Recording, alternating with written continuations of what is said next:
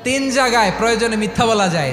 এক নাম্বার, আপনার ওয়াইফকে খুশি করার জন্য, সে একটু এরকম না বলে একটু কৌশল করে বললে খুশি হবে, ওটা বলা যায়। দুই নাম্বার, জীবন মরণের ব্যাপার, যান বাঁচানোর জন্য একটু কৌশল করে ঘুরিয়ে বললেন, এটা জায়েজ। তিন নাম্বার, দুইজন ঝগড়া লাগছে তাদেরকে মিলিয়ে দেওয়ার জন্য কৌশল করে একটু মিথ্যা বলা, ঘুরিয়ে বলা যায়। দুইজনের মধ্যে দেখলেন যে সম্পর্ক খারাপ, একজনরে বললেন, ভাই সে তো ওই দিন আপনার ব্যাপারে অনেক প্রশংসা। কি আমার ব্যাপারে প্রশংসা? কি বললো? এই বললো আপনি নাকি এই করছেন ওই করছেন, অনেক প্রশংসা। লোকটার মন খুশি হয়ে যাবে তার ব্যাপারে, ঠিক কিনা?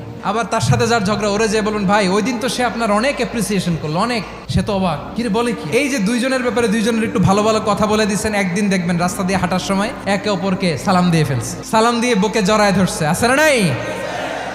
আবার মিলমিশ হয়ে গেছে। কিন্তু আমাদের স্বভাব হইলো, দুই প্রতিবেশী যদি একসাথে বসে একসাথে হাঁটে, দূর থেকে দেখলে আমাদের জলে, আছে না নাই? ঘটনা কি? এই দুইটার মধ্যে এত মিল কে? এই দুইটার মধ্যে গিরিঙ্গি লাগানো যায় কিভাবে? আল্লাহর কাছে তওবা করেন, এই মানসিকতার যেন আমরা না হয়, আমরা মিলিয়ে দিব।